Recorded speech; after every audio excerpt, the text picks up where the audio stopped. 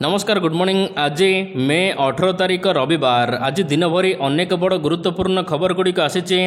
राज्य सरकार बड़ घोषणा, छात्र छात्री माने सुभद्रा सर्वे करेंगे, टंका पाइबे। पीएम आवास योजन मिल 2,75,000 टंका।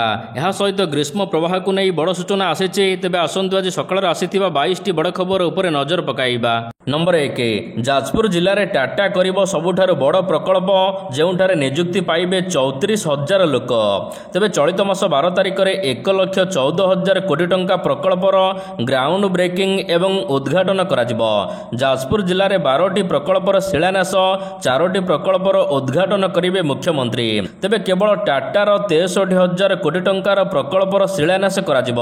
यह द्वारा जाजपुर जिले में 34,000 निजुक्ति सुजोग सृष्टि हेब। तेबे शिल्प मंत्री संपद स्वाई कहते राज्य सरकार केवल बुझामणा पत्र स्वाक्षर न करी कार्य करी देखाउछंती।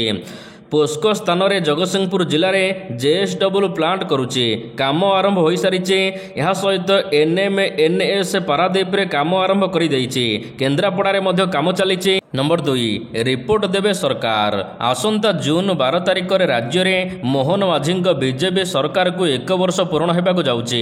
वर्षक मध्य बीजेपी सरकार कौन करिछि यार रिपोर्ट कार्ड देवे। सरकार रिपोर्ट कार्ड को 1 कोटी परिवार पाखरे पहुंचाइबा को लक्ष्य रखिछि बीजेपी। जून 12 तारिख रु 19 तारिख जाए सप्ताह व्यापी विभिन्न कार्यक्रम करा को योजना करिसंती मोहन सरकार।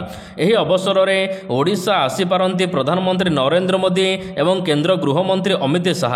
तेबे विरोधी कहिसंती सरकार प्रतिश्रुति प्रतारणा रे परिणत होईछि। बहुत रज पर्व आसुचंती, आपण कोन चिंता करछंती गारमेंट फील्ड रे बिजनेस करिया पई, ताले विलंब कोन पई जोगाजोग करंतु कोलकातार सबुठु बड़ गारमेंट होलसेलर सहित Prakash enterprise.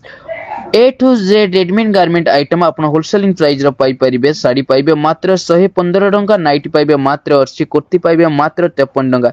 A to Z ready. Number 3, college छात्र छात्री करेंगे सुभद्रा सर्वे, टंका मध्य रोजगार करि परिबे। कॉलेज छात्र छात्री एणिकी करेंगे सुभद्रा सर्वे, घर को घर बुली तृणमूल स्तर में तथ्य संग्रह करेंगे। निज मोबाइल रे इंटरनेट व्यवहार करी कार्य करेंगे। सकाळ 6 ରୁ 9 मध्य सर्वे करेंगे। तेबे प्रति सर्वे पिछा सेमानंकु 25 टंका लेखा मध्य प्रदान करा। एथिपाई तालिका प्रस्तुत करी पठाइबा निमंते उच्च शिक्षा विभाग पक्षर समस्त कॉलेज अध्यक्ष एवं विश्वविद्यालय कुल सचिव को निर्देश दिया जाइए। नंबर 4, घर तैयारी पाई मिलिबो 2,75,000 टंका। गरीब पछुआ वर्गर लोक माननकु केंद्र सरकार प्रधानमंत्री आवास योजन रे घर जोगाई देउचंती। तबे केंद्र सरकार हिताधिकारी माननकु 2,25,000 टंका जोगाई देउचंती। सेही भली राज्य सरकार मध्य एही योजन रे योग्य हिताधिकारी माननकु आउ अधिक 50,000 टंका जोगाई देउचंती। एही योजन रे लाभ उठाइबा को चाहुथिले हिताधिकारी माने तुरंत आवेदन करिबा को कुहा जाईची। नंबर 5, मे 20 तारिख सुधा युक्त 2 रिजल्ट प्रकाश पाइब। आसंता 20 तारिख सुधा युक्त 2 परीक्षा फल प्रकाश करने को सीएचएससी लक्ष्य रखिछि। यह प्रक्रिया एवं चूड़ांत पर्यायर पहुंची रही। आसंता 4 ରୁ 5 दिन मध्य परीक्षा फल प्रकाश पाइबार संभावना रही। सूचनायोग्य युक्त 2 परीक्षा फेब्रुआरी 18 तारिख में आरंभ हो मार्च 28 तारिख में शेष होता। मे 1 तारिख सुधा खाता देखा शेष हो सारी। ग्रीष्म प्रवाह खाता देखार सामान्य समस्या रही एवं विलंब होता। एथिपाई परीक्षा फल प्रकाश रे विलंब होईची। नंबर 6, श्रमिकों पाई खोला जिवो हेल्प डेस्क। राजधानी भुवनेश्वर नयापल्ली रे श्रम मंत्री गणेश राम सिंह खुंटिया सेठारे से श्रमिकों सहित आलोचना करिसंती। श्रमिकों सुरक्षा पाई थिबा योजना संपर्क में श्रमिक मानकु अवगत कराइचंती। यह सहित श्रमिक मानक पाई आउ एक घोषणा करिसंती कि श्रमिक मानक पाई खूब शीघ्र हेल्प डेस्क खोला जिवो। हेल्प डेस्क रे थिबा हिताधिकारी माने श्रमिकों को सहयोग करिवे। श्रमिक मानकर जो सब असुविधा रही यार मासक भितर समाधान करा। नंबर 7, कोरोना को नहीं राज्य में अलर्ट। थाईलैंड, हांगकांग एवं सिंगापुर रे कोरोना संक्रमण बढ़िबा परे राज्य सरकार एने सजग अछंती। जनस्वास्थ्य निर्देशक डॉक्टर नीलकंठ मिश्र कहिसंती एने राज्य सरकार स्वास्थ्य विभाग WHO सहित आलोचना करिछि। सेमाने कोनोसी केस रिपोर्ट देई नाहंती। राज्य सरकार केंद्र सरकार सहयोग रे मध्य अछंती। तेबे आमको अलर्ट रहिबा को पड़िबो। राज्यर सबु जिला मेडिकल ସେଣ୍ଟରରେ ଟେଷ୍ଟିଂ ଚାଲିଥିବା ବେଳେ ରାଜ୍ୟରେ ଦୀର୍ଘ ଦିନ ହେଲା କରୋନା ପଜିଟିଭ୍ କେସ୍ ଆସିନି। ମାତ୍ର ସୂଚନା ଥାଉ କି ଥାଇଲ୍ୟାଣ୍ଡ, ହଂକଂ ଏବଂ ସିଙ୍ଗାପୁରରେ କରୋନା ସଂକ୍ରମଣ ଏବେ ଜୋରରେ ବଢ଼ି ଚାଲିଛି। ଏଥିପାଇଁ ରାଜ୍ୟର ସବୁ ଜିଲ୍ଲାରେ ଟେଷ୍ଟିଂ ବଢ଼ାଯିବ ଏବଂ ଅଧିକ ଆଲର୍ଟ ରାଜ୍ୟରେ ରଖାଯାଇଛି। ନମ୍ବର 8, ଆସନ୍ତା 31 ତାରିଖରେ IIT ନାମଲେଖା ଶେଷ ଆବେଦନ। ରାଜ୍ୟରେ ଥିବା ବିଭିନ୍ନ ସରକାରୀ ଏବଂ ବେସରକାରୀ ଶିଳ୍ପ ତାଲିମ କେନ୍ଦ୍ର ବା IIT ମାନଙ୍କରେ ଶିକ୍ଷାବର୍ଷ 2025-26 ପାଇଁ ନାମଲେଖା ପ୍ରକ୍ରିୟା ଚାଲୁ ରହିଛି। ଚଳିତ ବର୍ଷ ସାମ୍ସ ଜରିଆରେ ମେଧାଭିତ୍ତିକ ପଦ୍ଧତିରେ ନାମ ଖୋଲାଯିବ। ଏଥିପାଇଁ ଗତ ଏପ୍ରିଲ 10 ତାରିଖରୁ ଅନଲାଇନ୍ ଆବେଦନ ପତ୍ର ଗ୍ରହଣ କରାଯାଉଛି। ଆସନ୍ତା 31 ତାରିଖ ନାମଲେଖା ଆବେଦନର ଶେଷ ତାରିଖ ରହିଛି। ଜୁନ୍ 6ରେ ପ୍ରଥମ ମେଧା ତାଲିକା ପ୍ରକାଶ ପାଇବ। ସେହିଦିନ ଇଣ୍ଟର୍ନସିପ୍ ଲେଟର ମଧ୍ୟ ଡାଉନଲୋଡ୍ କରିପାରିବେ ଛାତ୍ରଛାତ୍ରୀ। ଜୁନ୍ 9 ତାରିଖ ସୁଦ୍ଧା ତ୍ରୁଟି ସଂଶୋଧନ କରିବାକୁ ସୁଯୋଗ ମିଳିବ ଏବଂ ଜୁନ୍ 20ରେ ଦ୍ୱିତୀୟ ପର୍ଯ୍ୟାୟ ମେଧା ତାଲିକା ପ୍ରକାଶ ପାଇବ। ନମ୍ବର 9, ଏ ବର୍ଷ ଲାଗିବ 6 କୋଟି ତାଳଗଛ। ବଜ୍ରପାତ ଜନିତ ମୃତ୍ୟୁ ରୋକିବାକୁ ଅଧିକ ତାଳଗଛ ଲଗାଯିବ। ଏ ନେଇ ଜଙ୍ଗଲ ଓ ପରିବେଶ ମନ୍ତ୍ରୀ ଗଣେଶ ରାମ ସିଂ ଖୁଣ୍ଟିଆ ସୂଚନା ଦେଇଛନ୍ତି। ମନ୍ତ୍ରୀ କହିଛନ୍ତି, ବଜ୍ରପାତ ଜନିତ ମୃତ୍ୟୁ ରୋକିବାକୁ ସରକାର ତତ୍ପର। ଜଙ୍ଗଲ ପରିବେଶ ବିଭାଗ ପକ୍ଷରୁ ଅଧିକ ତାଳଗଛ ଲଗାଇବାକୁ ପଦକ୍ଷେପ ନିଆଯାଉଛି। ତେବେ ସରକାର ପୂର୍ବରୁ 20 ଲକ୍ଷ ଗଛ ଲଗାଇଥିଲେ। ଏ ବର୍ଷ 5ରୁ 6 କୋଟି ତାଳଗଛ ଲଗାଯିବ ବୋଲି ବିଭିନ୍ନ ବିଭାଗ ସହିତ ନିଷ୍ପତ୍ତି ହୋଇଛି ବୋଲି ମନ୍ତ୍ରୀ କହିଛନ୍ତି। ତେବେ ଶୁକ୍ରବାର ଦିନ ବଜ୍ରପାତ ଘଟି 14 ଜଣଙ୍କର ଜୀବନ ଯାଇଛି। 20ରୁ ଅଧିକ ଆହତ ହୋଇ ବିଭିନ୍ନ ମେଡିକାଲରେ ଚିକିତ୍ସାଧୀନ ଅଛନ୍ତି। ଅନେକ ଗୋରୁ ଗାଈଙ୍କର ମଧ୍ୟ ମୃତ୍ୟୁ ଘଟିଛି ବଜ୍ରପାତରେ। ନମ୍ବର 10, 19 ତାରିଖରୁ ହାଇକୋର୍ଟରେ ଗ୍ରୀଷ୍ମ ଅବକାଶ। ଓଡ଼ିଶା ହାଇକୋର୍ଟରେ ଗ୍ରୀଷ୍ମ ଅବକାଶ ମେ 19 ତାରିଖରୁ ଜୁନ୍ 16 ତାରିଖ ପର୍ଯ୍ୟନ୍ତ ରହିବ। ଜୁନ୍ 17 ତାରିଖରେ ଅଦାଲତ ଖୋଲିବ। ତେବେ ଏହି ଅବଧି ମଧ୍ୟରେ ମୋଟ 8 ଦିନ ଅବକାଶକାଳୀନ ଖଣ୍ଡପୀଠ ବିଭିନ୍ନ ଜରୁରୀ ମାମଲା ପାଇଁ ଖୋଲା ରହିବ। ମେ 20, 23, 27, 30, ଜୁନ୍ 3, 4, 10, 13 ଅବକାଶକାଳୀନ ଖଣ୍ଡପୀଠ ବସିବ ବୋଲି ହାଇକୋର୍ଟ ପକ୍ଷରୁ ବିଜ୍ଞପ୍ତି ପ୍ରକାଶ ପାଇଛି। ନମ୍ବର 11, କଂଗ୍ରେସ ଗଠନ କଲା ନୂଆ ଟିମ୍। ପିସି ସଭାପତି ଭକ୍ତ ଦାସ ନୂଆ ଟିମ୍ ଘୋଷଣା କରିଛନ୍ତି।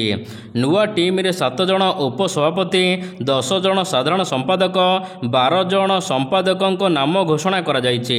ବରିଷ୍ଠ କଂଗ୍ରେସ ନେତା ତଥା ଜୟପୁର ବିଧାୟକ ତାରାପ୍ରସାଦ ବାହିନୀପତି, ସାନାଖମୁଣ୍ଡି ବିଧାୟକ ରମେଶ ଜେନା, ପୂର୍ବତନ ବିଧାୟକ ସନ୍ତୋଷ ସିଂ ସାଲୁଜା, ଦେବାଶିଷ ପଟ୍ଟନାୟକ, ଲଲାଟେନ୍ଦୁ ମହାପାତ୍ର, ସସ୍ମିତା ଉପସଭାପତି ପଦ ପାଇଛନ୍ତି।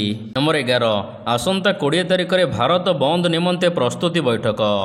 ବାଲେଶ୍ୱରଠାରେ ମିଳିତ ଟ୍ରେଡ୍ ୟୁନିୟନ ତରଫରୁ ବିର୍ଲା ଟାୟାର କମ୍ପାନୀର ବିଭିନ୍ନ ସମସ୍ୟା ସମ୍ପର୍କରେ ଆସନ୍ତା 20 ତାରିଖରେ 17 ଦଫା ଦାବି ନେଇ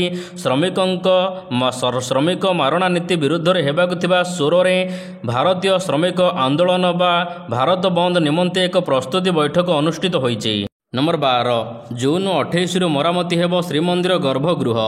ପୁରୀ ରଥଯାତ୍ରା ସମୟରେ ରତ୍ନଭଣ୍ଡାର ଏବଂ ଗର୍ଭଗୃହ, ଜଗମୋହନ ନାଟମଣ୍ଡପ ମରାମତିକୁ ନେଇ ବୈଠକରେ ଆଲୋଚନା ହୋଇଛି।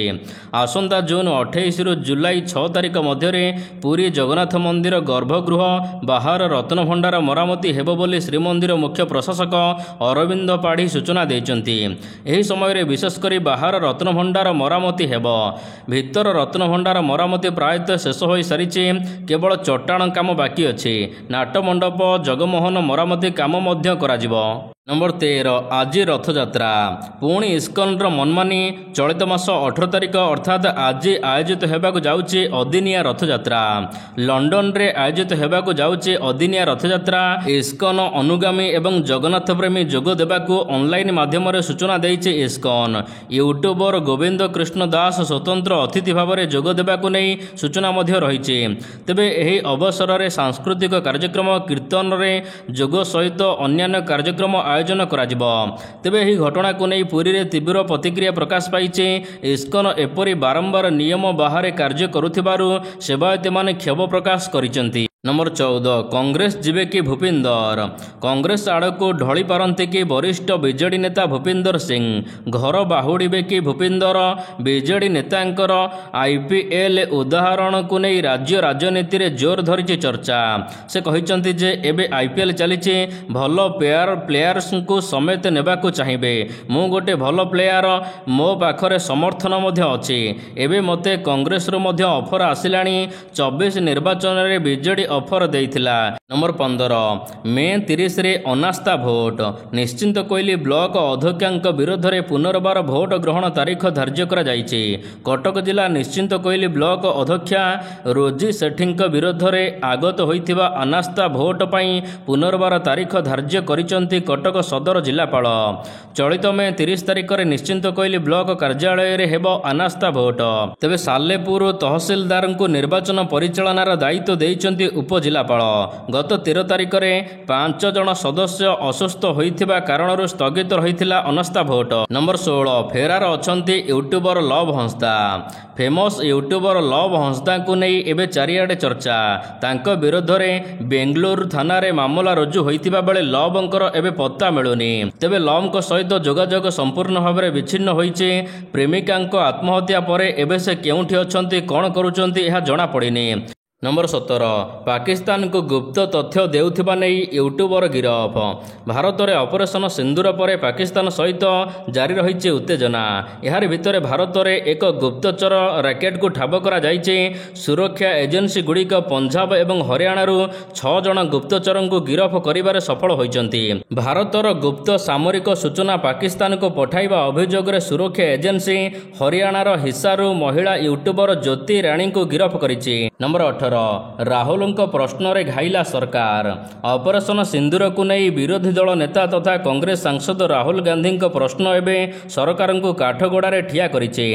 ରାହୁଲ ପ୍ରଥମ ପ୍ରଶ୍ନ ପଚାରିଥିଲେ କି ଅପରେସନ ସିନ୍ଦୁର ବେଳେ ଭାରତୀୟ ବାୟୁସେନାର କେତୋଟି ଯୁଦ୍ଧ ଜାହାଜ ନଷ୍ଟ ହୋଇଛି। ଏହା ସହିତ ବିଦେଶ ମନ୍ତ୍ରୀଙ୍କ ବୟାନକୁ ଆଧାର କରି ପଚାରିଛନ୍ତି ଆକ୍ରମଣ ପୂର୍ବରୁ କାହିଁକି ପାକିସ୍ତାନକୁ ଆଗୁଆ ସୂଚନା ଦିଆଯାଇଥିଲା, ଯାହାଫଳରେ ଆମ ବାୟୁସେନାର କେତୋଟି ଯୁଦ୍ଧ ବିମାନ ନଷ୍ଟ ହୋଇଛି। ଏହାର ରିପୋର୍ଟ ପୋଷ୍ଟ କରନ୍ତୁ ସରକାର। ନମ୍ବର 19 ଆଜି ଇସ୍ରୋ ରଚିବ ଇତିହାସ। ମହାକାଶରେ ପୁଣି କମାଲ କରିବାକୁ ଯାଉଛି ଇସ୍ରୋ। ଏଥିପାଇଁ ଆରମ୍ଭ ହୋଇସାରିଛି 22 ଘଣ୍ଟିଆ କାଉଣ୍ଟଡାଉନ୍। ତେବେ ଆଜି ଶ୍ରୀହରିକୋଟାସ୍ଥିତ ଅନ୍ତରୀକ୍ଷ କେନ୍ଦ୍ରର ପ୍ରଥମ ଲଞ୍ଚ ପ୍ୟାଡ୍ରୁ ଏହାକୁ ଉତ୍କ୍ଷେପଣ କରାଯିବ। PSLV C-61ରେ ପୃଥିବୀ ପର୍ଯ୍ୟବେକ୍ଷଣ ଉପଗ୍ରହ ଉତ୍କ୍ଷେପଣ କରିବ ଆଜି ଇସ୍ରୋ। ତେବେ ଆଜି ଭୋର 5:59 ଏହାକୁ ଉତ୍କ୍ଷେପଣ କରାଯିବ। ନମ୍ବର 20 କ୍ୟାଡର ମାଓବାଦୀ ଗିରଫ। ତେଲେଙ୍ଗାନା ପୁଲିସକୁ ବଡ଼ ସଫଳତା ମିଳିଛି। 20 କ୍ୟାଡର ମାଓବାଦୀ ଗିରଫ ହୋଇଛନ୍ତି। ଅତ୍ୟାଧୁନିକ ଅସ୍ତ୍ରଶସ୍ତ୍ର ସହିତ ଗୁଳିଗୋଳା ଜବତ କରିଛି ପୁଲିସ। ତେଲେଙ୍ଗାନାର ମୁଗୁଳୁ ଜିଲ୍ଲାରେ ବିଭିନ୍ନ ସ୍ଥାନରେ 20 ଜଣ କ୍ୟାଡର ମାଓବାଦୀଙ୍କୁ ଗିରଫ କରାଯାଇଛି। ନମ୍ବର 21 କମୁଛି ମଣିଷର ଆୟୁ। କଡ଼ ଲେଉଟାଉଛି ଭୂତାଣୁ। ଡରାଇଲାଣି ଓହାନରୁ ଜାତ ହୋଇଥିବା ଭାଇରସ। କରୋନାକୁ ନେଇ ସାରା ବିଶ୍ୱରେ ଏବେ ପୁଣି ଥରେ ଆତଙ୍କ। ତେବେ ଏସିଆ ମହାଦେଶର ବିଭିନ୍ନ ସ୍ଥାନରେ ବ୍ୟାପିଛି ନୂଆ ଭେରିଏଣ୍ଟ। ନୂଆ ଲହର ବ୍ୟାପିବା ପରେ ହଂକଂ ସିଙ୍ଗାପୁରରେ ସ୍ୱାସ୍ଥ୍ୟ ଅଧିକାରୀ ସତର୍କ କରାଇବା ସହିତ ପରାମର୍ଶ ଦେଇଛନ୍ତି ସତର୍କ ରହିବାକୁ। ତେବେ ଏହାରି ମଧ୍ୟରେ WHO ବା ବିଶ୍ୱ ସ୍ୱାସ୍ଥ୍ୟ ସଂଗଠନ କହିଛି କି କରୋନା ପ୍ରଭାବରେ ମଣିଷର ଆୟୁଷ ଧୀରେ ଧୀରେ କମିବାରେ ଲାଗିଛି। ନମ୍ବର 22 ବିଶ୍ୱକୁ ଜଣାଇବ ପାକିସ୍ତାନର କାରନାମା ଭାରତ। ସୀମାପାର ଆତଙ୍କବାଦ ବିରୋଧରେ ଭାରତର ଲଢ଼େଇ ଆହୁରି ମଜବୁତ କରିବାକୁ ଏକାଠି ହୋଇଛନ୍ତି ରାଜନୈତିକ ଦଳ। ଅପରେସନ ସିନ୍ଦୁର ପରେ ବଡ଼ କୂଟନୀତି ପଦକ୍ଷେପ ନେଇଛି ଭାରତ। ବିଶ୍ୱର ପ୍ରମୁଖ ଦେଶଗୁଡ଼ିକୁ 7ଟି ସର୍ବଦଳୀୟ ପ୍ରତିନିଧି ମଣ୍ଡଳ ପଠାଇବାକୁ ଭାରତ ନିଷ୍ପତ୍ତି ନେଇଛି। ଆତଙ୍କବାଦ ପ୍ରତି ଭାରତର ଶୂନ୍ୟ ସହନଶୀଳତା ନୀତିର ସାଧାରଣ ବାର୍ତ୍ତାକୁ ବିଶ୍ୱରେ ପହଞ୍ଚାଇବ ଏହି ପ୍ରତିନିଧି ମଣ୍ଡଳୀର ଉଦ୍ଦେଶ୍ୟ।